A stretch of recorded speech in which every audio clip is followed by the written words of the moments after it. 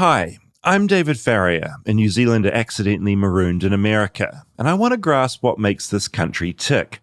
And what I've grasped is that a lot of Americans are planning for what to do when this country stops ticking. You trust your home to keep your family safe, but there are many threats that don't stop at locked doors and brick walls. Your house isn't made to withstand uncertain dangers.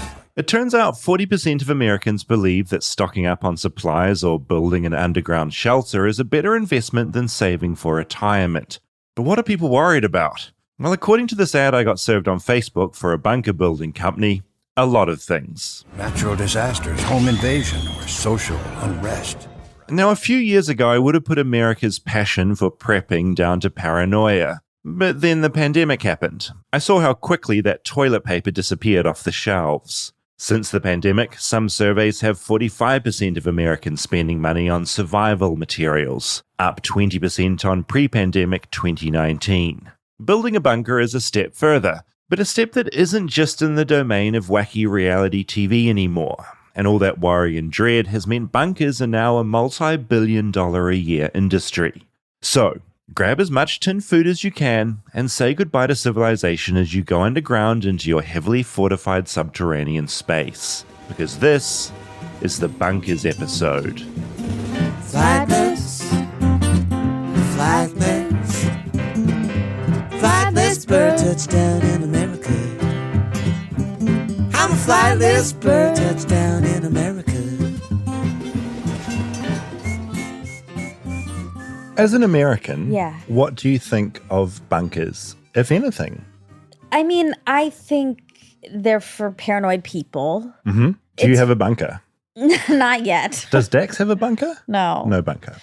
No, I don't know anyone who has one. And I do have a friend, Eric, who we talk about frequently on Armchair. He's our kookiest friend. He has tortoises. He's great. Yep, he is great. He's a wonderful person. But yeah, he has tortoises in case the world is ending and he needs to eat them. I thought he was joking originally not. when he said this. And, you know, he doesn't want to eat them, obviously. No. But yeah, it's basically, it's this end. It's like, 'Cause there's so if much you're going to buy meat. any animal, there's so much meat and they last forever. It's like fresh forever. Yep, It's so funny. They're the sweetest things as well. I know. I want a pet tortoise. Okay, well, where are you going to put it? That's a good point. I don't have any outdoor area in my tiny one-bedroom apartment. That could be a problem. Bunkers, to me, are a deeply American thing, probably because I've watched so many reality shows where people have bunkers. You have to educate me because when you said we were going to do this episode, I was like, shouldn't this be for Armchaired and Dangerous? Because this is not what? No, this is mainstream. And the pandemic did make people more acutely aware that society can potentially change very quickly. The idea of having a safe underground space is really popular. Sidebar, and something I only clocked recently, is that in America, everyone has attics and basements. Yeah, attics are Very pretty common. standard. Yeah, a basement is dependent on where you live.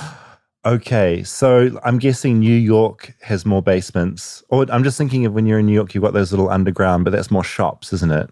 Under the shops, they've always got those stairways where you go underground like a little mole. Yeah, I don't know because I've never lived there. I don't know about apartment. I think of every American horror film I've seen. Yes. Because basically I was rewatching Hereditary with a friend. Oh, I saw that recently. Oh, how scary is that film? Wow. It's so intense. It is, and it's very scary, but it was built up for me. I wasn't as scared as I thought I was going to be. Okay. Because that's not scary to me. Like No. spirits and stuff. It's more unsettling. Yeah. Like, it's pretty bleak when certain things go on, and towards the end, when things are happening, it's so tense and uncomfortable because it's this weird family, awful drama in the middle of the horror. Yeah. It's a lot.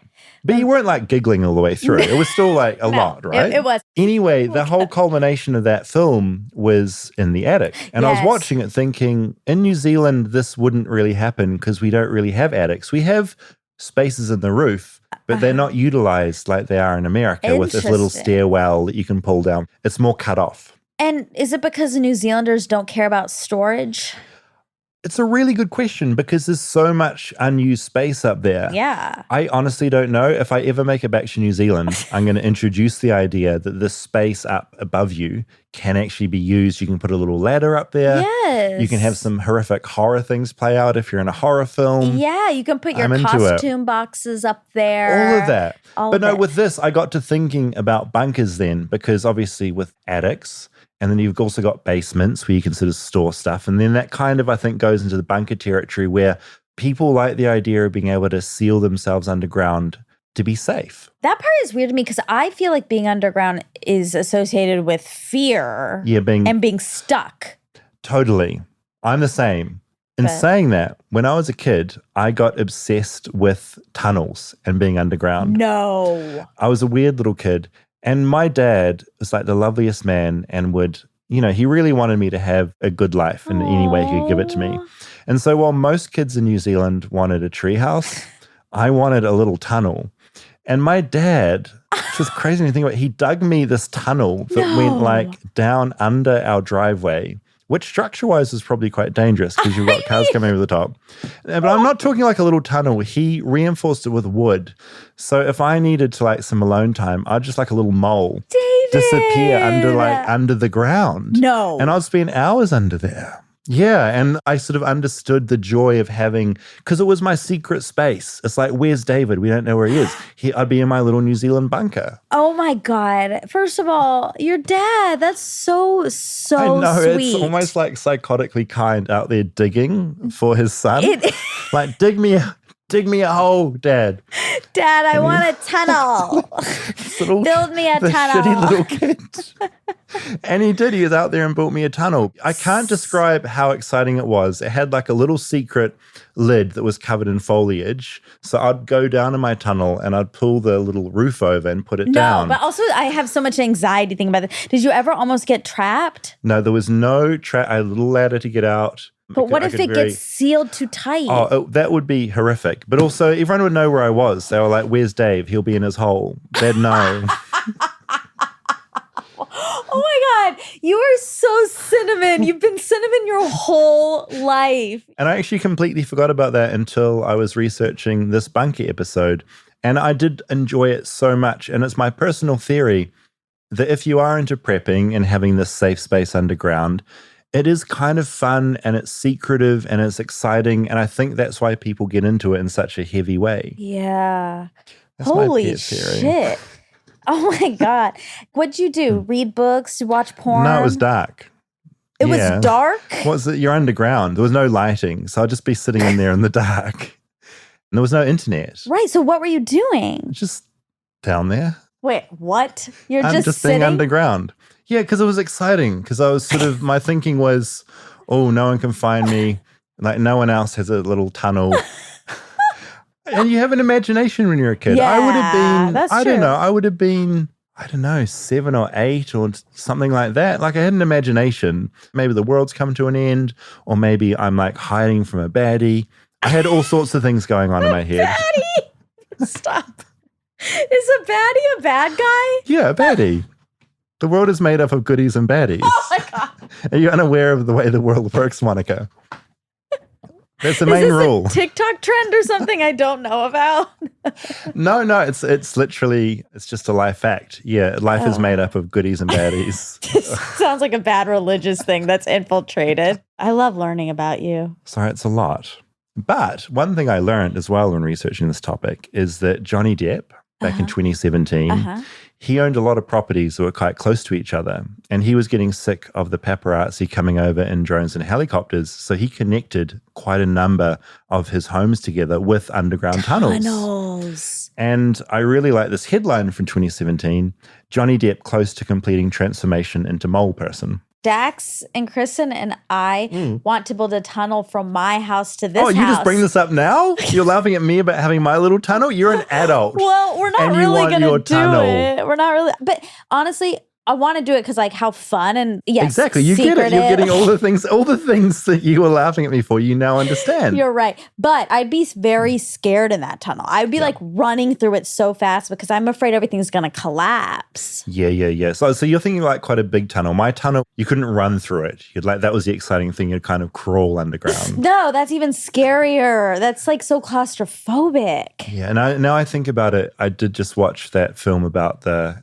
Thai cave rescue, and it was so claustrophobic and awful. Also, I feel like I've gotten more scared of claustrophobia and dark places than when I was a kid. I think as an adult, you get more scared, right? I'm the exact same way. I'm way more scared of everything now. And maybe it's because when you're small, like maybe it's just because literally you're smaller. Yeah. So things are less claustrophobic. Also, there's that. But I mean, just with everything, I feel like when I was a kid, I didn't used to be as scared of heights. Yes. I'm more scared of heights now and speed and all that kind of stuff. I think we just know too much. We know how awful the world is, which is Baddies. why maybe you're in the market for a bunker, because the world is scary. And that's what I learned about in my documentary. But we forgot to talk to people. Oh, I didn't this week. Oh, great. Okay, no, so I perfect. tried, but no one really knew anything about bunkers. They're a bit like us, like you. Like, what? Bunkers? Yeah. I started thinking about bunkers and prepping when I saw that ad on Facebook. Like natural disasters, home invasion, or social unrest. I kept playing it on loop, transfixed at the fancy visuals and manly voiceover. They're the safest, longest lasting, most dependable on the market. I'm Clyde Scott, owner of Rising S Bunkers. I googled Clive Scott of Rising S Bunkers and found his website. He was a polite-looking man with a tidy beard. "We don't sell fear, we sell preparedness," announced the website. Their logo had 3 crosses coming out of it. I decided to give Clive a call. This is Gary. Hello, it's David speaking. How are you doing? All right. I got Gary, not Clive. But Gary seemed to know what's going on. My name is Gary Lynch with Rising S Company. I'm the general manager. We are located in north central Texas in the Dallas area. Great. And when did you get into the bunker game? Rising S Company started out as a general steel fabrication company. And then early on, we started building steel storm shelters for both commercial and residential markets. Turns out, after we built the structure, we added a sink and some beds and a 40-foot escape tunnel. And anyway, it was a bunker. We thought, well, that was cool. Bunkers are cool. I remember when I was a kid, there was nothing cooler than the idea of a personal underground bunker. I look at the pricing of Gary's bunkers. The 8x12 mini bunker comes in at just over $45,000. Then you get up into the Silverleaf series, which are just over $180,000. Then you go extreme, bunkers with names like the Patriot, the Fortress, and the General. That particular shelter has got common areas for restroom and laundry, tool storage, separate utility and power room with workshop, individual suites, large bunk areas. It's got educational facility, a dining hall, a gym for working out, security headquarters. It's really a good set place for a large type operation, and it's not really considered luxury. You start getting into the luxury series and you'll start seeing them with bowling alleys, greenhouses, swimming pools, hot tubs, game rooms, shooting ranges underground, things like that. Really, the possibilities are limitless. If you come to me and said, can you do this? My initial answer is going to be yes, because I can. Anything that can be built above ground, I can build below ground. My only limitations are your willingness to pay for it.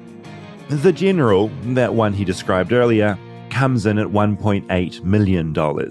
And while Gary stumbled into the bunker business, he says he did grow up in a prepping household. We did grow up with a prepper mentality. We were always aware of political corruption and never had a full-on trust for what we were told at face value. We wanted to investigate a little further.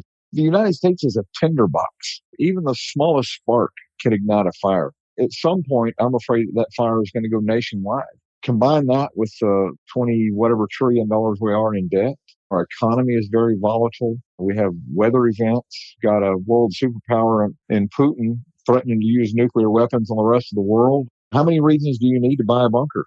I have to admit, Gary had me starting to think there was something in this bunker business. But I had to get real. Gary was a salesman, a merchant of doom, a man preying on my own fears and insecurities. I wanted to talk to someone with a more neutral stance on bunkers. I've got a PhD in cultural geography, which is a kind of weird hybrid of anthropology and geography. Bradley Garrett does ethnographic research. He spends time in communities trying to understand how they construct their sense of space and place, and how people transform spaces into places. For his PhD, he immersed himself in the world of urban explorers, people who sneak off into restricted places, everything from construction sites to Chernobyl. It was while doing that research he snuck into the Shard while it was still under construction. The Shard is the tallest building in the UK. Brad climbed to the top and took some photos, which really angered the police. To be more specific, the UK Transport Police. And they launched an operation called Operation Cherry. You know you're in trouble when you're being chased by the Transport Police, right? Right? Yeah. I mean, it sounds so innocuous. It's like, it's the Transport Police. What are they going to do? Well, I'll tell you what they can do. When you fly into the United Kingdom, the British Transport Police can stop a plane on the runway, which is what they did, because we were never arrested actually exploring anything. But they were building this case in the background, and they had blog photos and posts. So they stopped the plane on the runway, and they arrested me. And I found out while I was there that they were raiding my house. So they dropped me off a couple days later on bail. And I arrived at my front door, and it had been taken down with a battering ram and was locked up with padlocks. Stay tuned for more Flightless Bird. We'll be right back after a word from our sponsors. This episode of Flightless Bird is brought to you by Primal Kitchen. I'm new to America. I'm learning about all the foods here. All I know is that I really like Primal Kitchen's sauces. They have great products, great ingredients. I have a Primal Kitchen mayonnaise that has avocado oil in it. Yum. So I feel a little bit less guilty about putting a bunch of mayonnaise all over stuff because I love mayonnaise. I've been trying to perfect my burger cooking. They're not great yet, but add some of this ketchup on there and I'm sorted. Makes it better. And very happy. Primal Kitchen products are made with high quality ingredients, good fats from plant-based oils, no artificial sweetener, big win there. Most importantly, delicious flavor that make choosing products for you and your family easier than ever. Life isn't meant to be lived with sauce on the side. Put it over everything. Oh, they do a ranch as well, and the ranch is really good. Ranch is something we don't really celebrate in New Zealand, and I think one of the best things about America is ranch. Can I encourage you next time you order a pizza to pull out that Primal Kitchen ranch and dip your pizza in the ranch? In addition to their delicious high-quality products, Primal Kitchen also has a very awesome, simple mission, which is to change the way the world eats with real food that uplifts and empowers us, which we love. We're on board for that. You can find Primal Kitchen in your local grocery store, or you can just visit primalkitchen.com/flightlessbird to get 20% off your order and get grilling. Flightless Bird is brought to you by Athletic Greens. It's just part of my day. I wake up in the morning, I mix it into some water, I swallow it, and I can go into the day knowing that I have all the good green things that I need in my life already in my body. I also love to start the day in a routine. And sometimes that means coffee or tea, but then it's a lot of caffeine. So I've been replacing it with AG1 because it's super healthy. In the morning, I make my bed and I have AG1, and that just psychologically means that I'm ready to do the entire day. It has 75 high-quality vitamins, minerals, whole food source superfoods, probiotics, and adaptogens to help you start your day right. Everything you want to get, you get it all at once. It's a small micro habit with big benefits. It's one thing you can do every single day to take great care of your body. Right now, it's time to reclaim your health and arm your immune system with convenient daily nutrition. It's just 1 scoop in a cup of water every day. That's it. No need for a million different pills and supplements to look out for your health. To make it easy, Athletic Greens is going to give you a free 1-year supply of immune-supporting vitamin D and 5 free travel packs with your first purchase. All you have to do is visit athleticgreens.com/flightless. Again, that's athleticgreens.com/flightless to take ownership over your health and pick up the ultimate daily nutritional insurance.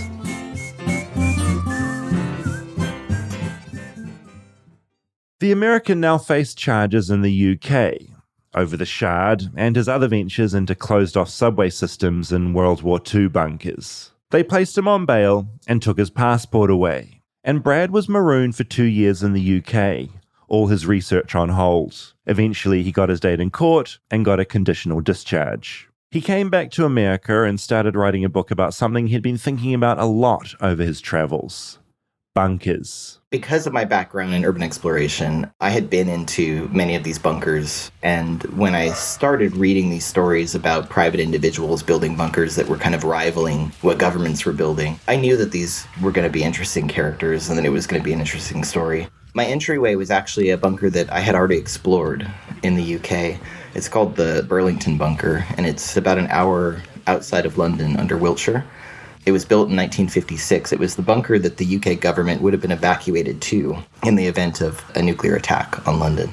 It was built from an old mine, and there was just enough wiggle room in one of the doors that we could kind of pry it open and then reach behind and unscrew the latch on the door. And when the door swung open, it was like Narnia. Suddenly there was this underground city. There were about 90 kilometers of roads, an underground reservoir where they could pull drinking water from, industrial kitchens, BBC broadcast facilities, dormitories, and the coolest thing was a library that had every book and document that you would need to reconstruct the UK government in the event of a nuclear attack. Brad says that he and some other urban explorers published a bunch of photos from inside the bunker, making a previously quite secret bunker much less secret. The government made the decision after we published all of the photos of the bunker to put it up for sale, because what do you do with a bunker that is totally exposed, you know? Who's going to buy this thing? What are they going to turn it into? A data center? A mushroom farm? What do you do with an abandoned government bunker? I love this guy. He was such an amazing find because he's an academic. He's written this book called Bunker. He's also kind of badass. He's explored some of the most closed off, secretive places on the planet. He's done Chernobyl. Wow. He ended up in the UK in this incredible space that they were going to use to rebuild UK society if there was a nuclear attack. Like, this guy's kind of outrageous. Yeah, he's a rascal. And I kind of identified with him because he got stranded in another country for 2 years. Different reason to me. Wow. So yeah, this guy's kind of amazing. Very cool. Also, what a world. Yeah, well, that's the thing. So there's this world of Rising S bunkers, that guy who's making commercial bunkers underground. But then there's governments that are creating them as well, because underground is safe. And if there's any kind of nuclear fallout, underground is where we should all go, like little moles. But is underground safe? I mean, what are your other options? That's the thing. It's like, where else do you go? But it's like everything can collapse. I mean, this is why at my house they've done all this foundation reporting and soil and blah, blah, blah. When he says you can build anything below ground, that is not true. I am in the process of trying to actually build down. Yeah, right. Not that easy. And it's not that easy. Yeah, it was quite a blanket statement he gave. Was there anything you can do above ground, I can do underground. I kind of like his enthusiasm. Secret bowling alley is cool. Oh, it's so cool. And this stuff exists if you have enough money. Also, the prices on these things are extreme. Oh, yeah. $2 million if you probably want that bowling lane in an underground little house. But it's gone far beyond the idea of this tiny storm shelter to protect from a tornado. In America, I mean, I love how far people take things here. Americans can go really big. Yes. And part of me kind of admires how crazy those commercial bunkers can get. I'm a little skeptical of this just being an American thing, even though I believe you and I trust you. Well, also, that was in the UK. Yeah, there are bunkers everywhere. Yeah. That's fair. I think what America has done really well is commercialize the bunker and made it and like sold it to people. Yes, we know how to sell. But the names of the bunkers were so American. The Patriot. The General. It's hard for me to hear those names and not think about a very specific type of person. 100%. And that's where we kind of go to next in this documentary is who is into bunkers and where it goes. But the first thing, of course, we wanted to answer was who ended up buying that British bunker or who wanted that British bunker when they were selling it off. One of the potential buyers turned out to be a property developer from California called Robert Vicino. He wanted to build what he called an apocalypse community.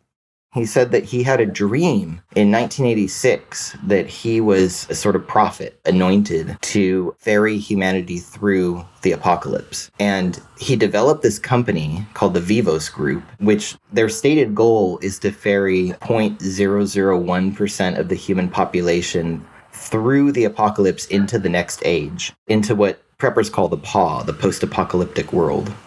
Robert Vicino lost the bidding. I did some Googling and it looks like the bunker's still up for sale. A headline from The Independent reading, "Underground nuclear bunker with 56 bedrooms goes on sale for £435,000. That's just over $500,000 US. Not that bad for 56 bedrooms. Now, I guess in my mind, Robert Vicino is that stereotypical prepper I tend to think of. Someone who's a bit eccentric. The odd apocalyptic vision here and there. But as far as bunkers go, humans have always loved digging. I think subterranean space is absolutely fundamental to human consciousness and culture. If you think about the cave paintings in Lascaux, people that are down there tens of thousands of years ago, putting these paintings on the wall in subterranean space, which was probably a sanctuary of sorts. For thousands of years, we've stored our thoughts and ideas and goods and people and animals underground for protection. And it's also where we bury our dead. And this idea that there's some kind of afterlife down there, there's some kind of spiritual significance. So I wasn't surprised when I began my research to find that there were these mythical and utilitarian connections that went back thousands of years. And one of my favorite examples is Cappadocia in what is now Turkey. There's one city in particular that can house up to 20,000 people underground. They built these ventilation shafts to the surface to get air into the cavern system, which even today would be an incredible feat of engineering, but they built these 2,000 years ago. So bunking isn't a new thing. It's just being commodified more, especially here in America, because that's what Americans tend to do. Things were kickstarted by the so-called doom boom of the 1960s, when John F. Kennedy gave a speech urging Americans to protect themselves, and Life magazine featured a prefab shelter kit. Americans built millions of nuclear fallout shelters in their backyards. Nuclear paranoia really has a lot to answer for in all this. And what's interesting about the Cold War is it's the first time where the state abdicates their responsibility to protect people, and they say, hey, this nuclear bomb could drop at any time, and in fact, you should dig up your backyard because we don't have a plan for you, and you should probably have a bunker for you and your family. And we move from that model into the bunkers of today, where the private sector is mirroring what governments were building in the Cold War. The lower you get, the more barriers there are likely to be against blast, heat, and radioactivity.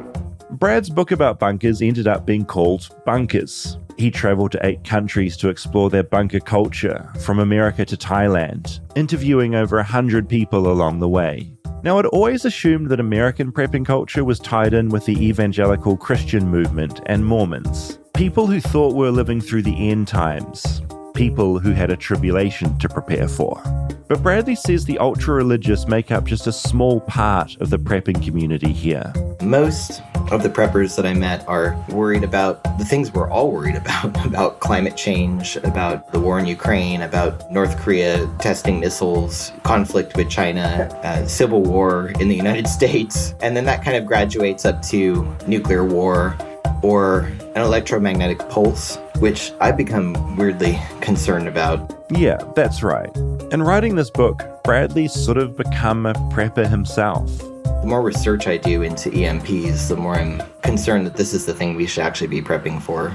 Until about 10 seconds ago, I thought of the electromagnetic pulse as the thing of thrillers and action films. Mission Impossible and the Fast and Furious. 400 meters to base. Prep the EMP. Let's take these defenses down.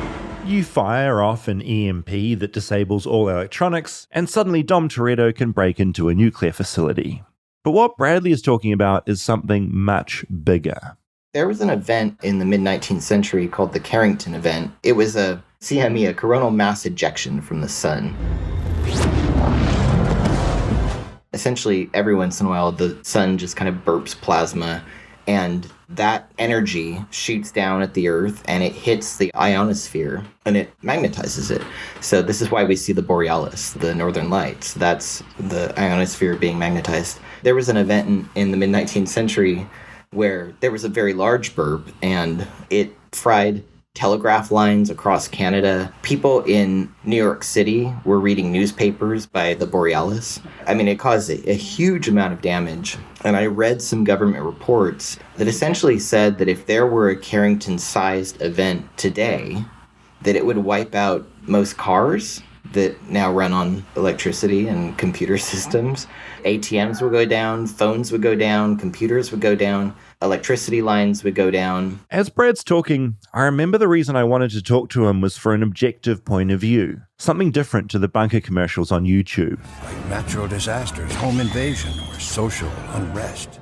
But increasingly, Brad's sounding just as worried as the voiceover guy. Or maybe he is being objective. Maybe I'm playing it safe, in the typical laid-back Kiwi way, where we encounter a problem and just go, she'll be right, bro, cheers. Maybe I need to become more American and actually start being worried. Then I found that the government has actually been investing millions of dollars in upgrading the infrastructure on power lines to be able to absorb an EMP. But the report also said that not nearly enough has been done. Then, here's the clincher. I went back and looked at how often these sorts of events happen, and they're about every 100 years. So we're massively overdue for a coronal mass ejection. And this sounds like a conspiracy theory, and I understand that. I have a PhD. I know what this sounds like. But when I was interviewing people in 2017, 2018, I had them telling me over and over again, hey, pandemics happen about every 100 years and we're overdue for a pandemic. And of course, being the skeptical researcher that I was like, yeah, whatever. I'm sure we have a plan for that. And that doesn't mean that you have to build a multi-million-dollar bunker to survive a zombie apocalypse. It could mean that if you have the capacity to do so, and the space, importantly, you could stockpile 3 weeks of food and water and have a backup generator just in case something does happen. It sort of gives you some breathing room to figure out what you're going to do. And that argument makes sense to a lot more people now after going through the pandemic. That in those first few weeks and months, we were like, what is this? What are we doing? And we all rushed out and bought toilet paper and bottled water. And I was in Los Angeles and had this epiphany when I went into the grocery store and basically all of the fruits and vegetables were gone. You can see why prepping became more of a thing during the pandemic. It was no longer the domain of the paranoid. It was a storyline in Curb Your Enthusiasm. He's a COVID hoarder. Albert Brooks is a COVID hoarder. He's a fucking COVID hoarder. Albert's a COVID hoarder. 3 weeks into the pandemic, I drove down to Redondo Beach. I had often been running on the boardwalk and people are roller skating and riding bikes and playing volleyball. And I parked at the beach and there was no one there. And I walked over to the cliff's edge and looked down and the beach was totally empty. And then I looked around me and there was grass growing out of the sidewalk, like growing through the cracks in the sidewalk. And I was like, if this is 3 weeks, what does 3 months look like? And then all of these interviews that I had been doing for years with these preppers who were telling me this is inevitable and it's normal and we should just be prepared to deal with these sorts of situations. They suddenly took on a whole new gravity. In writing his book, Bradley has entered the mindset of the prepper, the bunker enthusiast. And I'm pretty sure some of it's caught. He tells me he was literally digging out his house last week. He's got a 1/4-acre property in the mountains of California. He's got a backup generator and a crawl space under the house that he's digging and leveling out. He's stockpiling a few things, a few supplies here and there, nothing too dramatic. He's yet to invest in a multi-million-dollar professionally built bunker. But he tells me that he clocks life is fragile and that many in America are starting to feel more and more like that. Maybe this is just the world we live in now. People want to go off grid. They want to build something sustainable. They want to be in a community that is growing food. They want to have complementary skills where they can assist each other in a disaster. All of that is part of survivability. And I think Americans have really come to the conclusion today that they want to be around people that they can trust. Relocalization of culture, I think, is where prepping is headed in the US.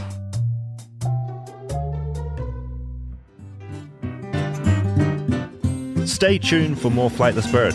We'll be right back after a word from our sponsors.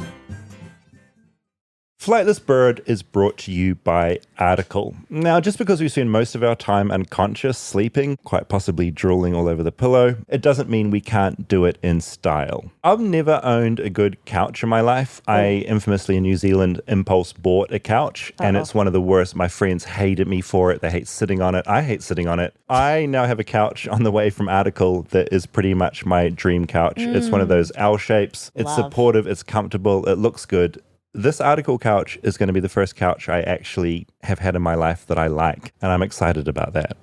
It's crazy because it's actually cheaper than some of these other traditional retail prices. Like you can save up to 30%, and the quality is so good. Yeah, their team of designers focus on beautifully crafted pieces, quality materials, and durable construction, with a modern aesthetic of mid-century Scandinavian industrial and bohemian designs. It's got fast, affordable shipping available across the US and Canada, and it's free on orders over $999, which is my couch scenario. Oh, perfect. Article is offering our listeners $50 off your first purchase of $100 or more. To claim, visit article.com/bird, and the discount will be automatically applied at checkout. That's article.com/bird for $50 off your first purchase of $100 or more.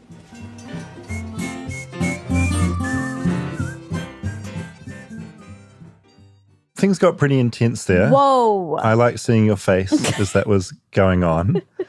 Just really quickly, I do want to talk about the coronal mass ejections from the sun.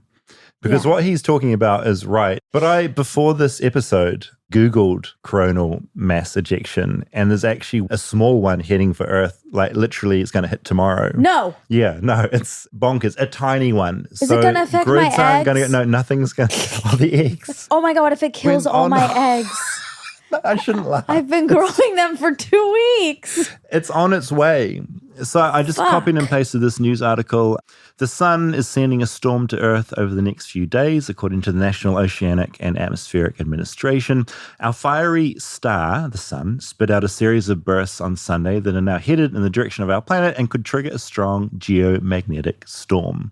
So this basically, it's a really tiny one. It's scaled from G1 to G5. And if it does get up to a G5 in the future, there would be widespread voltage control issues, and some power grids could experience complete collapse or blackouts. Yeah. So we're due for a big one. It's like in Fast and Furious where they like fire an EMP to like get through the defenses.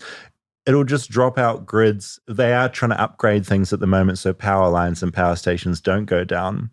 But it's funny. It's a problem that I was completely unaware of, and it's a real thing, and the sun could fart out this little problem to us in the future, and that's when a bunker could be handy. So just something to worry about. It is, but when he says, I know it sounds like a conspiracy theory, it does. At this point, my brain is fried. I'm like, what is a conspiracy theory? What is not? When people didn't believe in COVID, I was like, you guys are crazy. But also, you guys are also crazy when you believe in QAnon. Like, the levels of truth I don't know what difficult. to do. This one, no, totally. And I mean, we can't go around being worried about a coronal mass ejection from the sun. But it is something that could happen one day. I'm not surprised that often, but this really blew my mind. Yeah. The fact that this is something that could happen.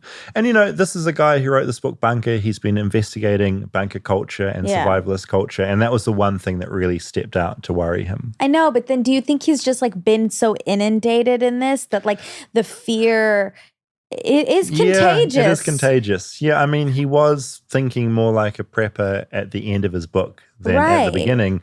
And it's like, are you more paranoid, or have you just learned the truth about the world we live in? Or probably a mixture of both would be my guess. One question I had for you, thinking about the government in the UK repopulating the planet from their underground bunker, who would you put in a bunker if you were tasked with bringing down, say, 5 people? Oh my God, only 5? I'm going to give you 5. Okay. And you would be locked underground for a year, and then you would re-emerge to an empty world that you'd then have to repopulate. Who are you taking? Wait, I think we need 6 so I can like pair people. I'll pair people up? Okay, Yeah. I like this. Okay. Am I counted? You're counted. You're part of it. I'm in. Unless you want to die up above ground, you're underground. Go underground with them. I feel unethical taking a spot. That's the tricky thing about this problem. The UK government would have to make this decision. Who gets the spot? Yeah. Who goes under? And that crazy American chap who was wanting to repopulate the planet, I think he wanted to take 0.001% of the population down. That would turn into a complete nightmare. How do you decide? Can you imagine? I mean, tickets for that bunker? That's how you have an apocalypse. Yeah. It's just a psychology. Putting that out there, everyone will kill each other. They'd murder each other for a spot. Yes. People would go so septic. Which brings us back to what 5 are you taking down? I'm going to take Obama. Okay, Obama's there. Does Michelle come down, or are you leaving See, her? oh my God. This is where everything gets very... What about the kids? No, I Daddy, can't. Don't leave, I can't don't take leave us, Daddy. I can't. So he's like, I want to live. I'm going with Monica. No, Screw you guys. I haven't decided yet if I'm going. Why You're do I sacrificing deserve yourself it? in the nuclear storm. That's so nice. I mean, we're talking about repopulating the entire... Okay, so I'm not out. Okay, I'm not in. Okay, not in. Okay, I didn't so make it. what 6 are you sending down? And these are people, they've got to have skills because they're going to survive when they pop up into a nuclear wasteland. Okay, Obama. Okay. That's it. That's the only person I feel confident about. He's going to emerge lonely. Fuck. But I also need young people. Yeah, you want some young people because they have the whole future. And they also have to repopulate the planet. Wow. I wish I had ding, ding, ding prepped for this. No, it's hard. I mean, I'm thinking as you're thinking, and I would struggle. Does Brad Pitt get to go down there?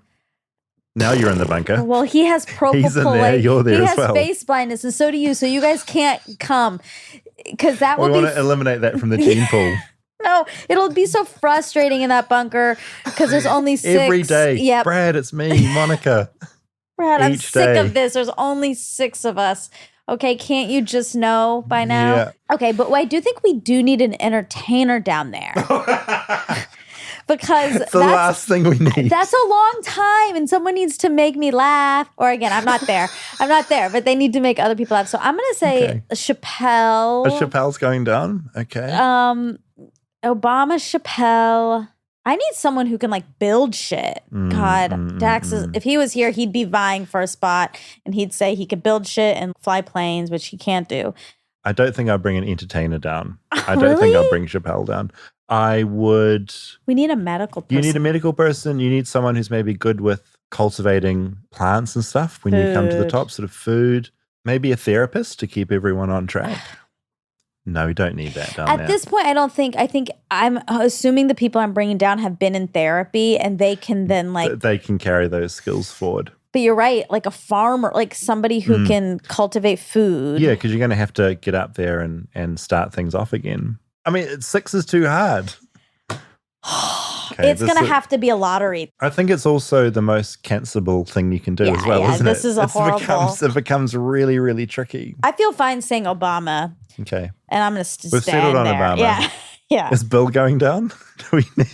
I mean, look, I want to say absolutely because he's so innovative, but he's not a spring chick. He's not a spring chick. We need people who have a lot of life left in them. Yes. I think most people need to be around 20, I think, between 20 and 30.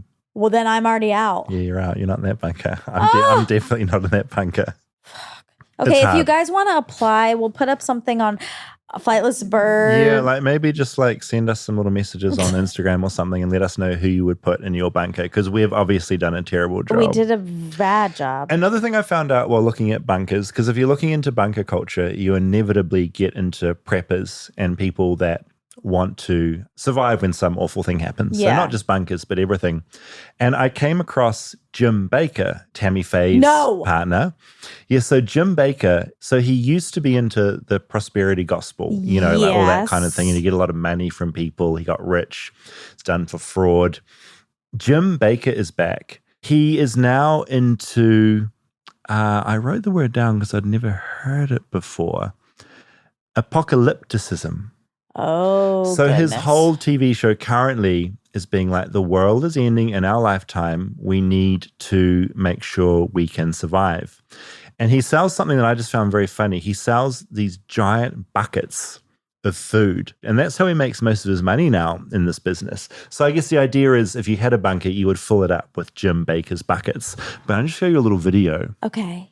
And this has been edited, so it's slightly more chaotic than it would typically be. But this is the stuff he sells for survivalists. Okay. The collapse is coming. Oh. Doomsday clock for global market crash strikes 1 minute to midnight. Oh you hear God. that, John? Bible says you got to throw gold and silver in the streets. Tomorrow, we could look back and say The buckets are yesterday coming. was the last day to order and get prepared. I'm going to get some. 22 No. I'm going to buy plus some. a bonus of 6 additional buckets for a total Wait till you see what's in it. 28 buckets. I want to show you something. All this food is for a gift of $2,500.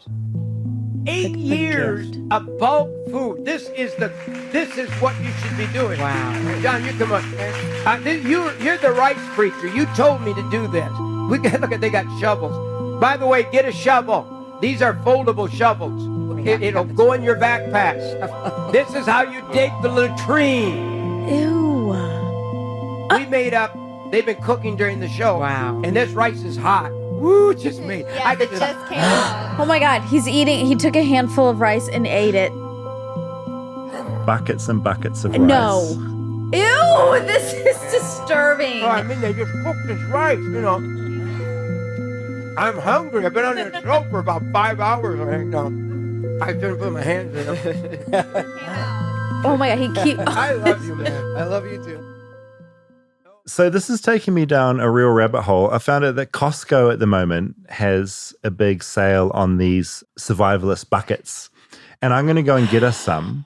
And I think we should sample for the Instagram some of this bucket food. Because absolutely. these buckets are huge. This bucket looks about, it's almost the size of a small person. I mean, these will be terrible. $2,500 for about 20 buckets on his show. But basically, Jim Baker is still as bonkers as he's always been. Yes. And purely into prepping. Using the exact same methods as he was using before. It's all fear-based. It's kind of crazy to watch, right? And the thing is, people are still falling for it because there is a certain amount, and this is the end of the spectrum, which is more kind of religious. The end is coming very soon, so we must get ready for it. It's that end of the prepping scale. But it's kind of fascinating to me. I love the idea of just having these giant buckets of there'll be chicken and there'll be rice. It'll be awful, but let's try some. Okay, let's try some. Okay, but here's the thing. In LA, we do, I have a emergency kit. It's an but it's for earthquakes because we're waiting due. for one to hit. Yes. So what sort of stuff is in there? All kinds of stuff. Mine's Bandages. really cute. I've had a cute one. But yeah, there's little heat blankets. Yes. You can wrap yourself up in a little bit of foil. Yep. There's Band-Aids. I think there's some food, bars. Okay. And There's where do you all keep that kinds. in the house? Is it in the pantry or the wardrobe? I keep it in my closet. Okay. Mine's not very big. You can get huge ones. Okay. But if you live in Los Angeles, you need an earthquake emergency kit. Something Do I you don't have one yet. No, Oh my I God. probably need to get one together, right? Absolutely. I haven't even felt an earthquake yet. Okay. I can't wait. Don't say you can't wait. We might all die. For a little tiny Okay. rumble, not the big. I wasn't wishing the big one upon Los Angeles. FYI.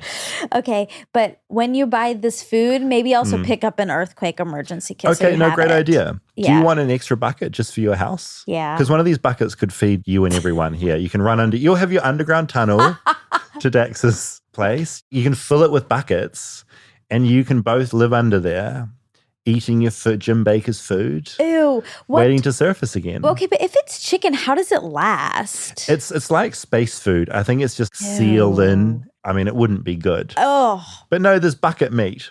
I'll get us some bucket meat and some bucket rice. I'll invite you over to my place for a little meal.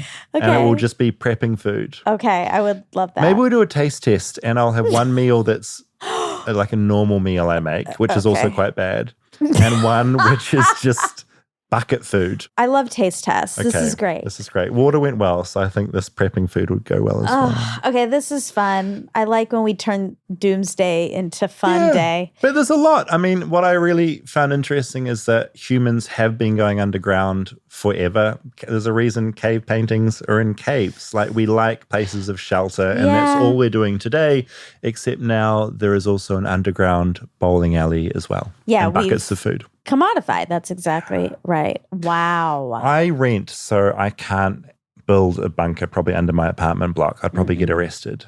No. But you, Monica, I just want to see it in your mind. You are building, I believe, and I think maybe you should consider also getting a second house under your house. You got to be safe. I'm just surprised people are so into this when they're also so scared. It's like a universal fear of being buried alive. That's like one of the people's biggest fears. This is that. No, you're right. I think it's when you've got enough space in your bunker. That fear isn't there. With modern bunkers, there's lights you can turn on. It feels safe as opposed to a claustrophobic little cave you've gone into. But I think it's just the way people are choosing to look at it because it is the same. Completely. It's all perspective. Yes. It's all perspective. But, 8-year-old me under the driveway in his little tunnel that his dad built. Oh. Cinnamon's a supporter of the bunker. That's all I'm saying. I have been since I was a tiny child. Okay, well, since you're our kid, we'll continue in your original dad's legacy, and we will build Thanks, you original a tunnel. dad. And thanks to you, parents. Am I more American? Definitely. You're more I'd say I'm American up. than me. Yeah. Yes. Thanks, Monica.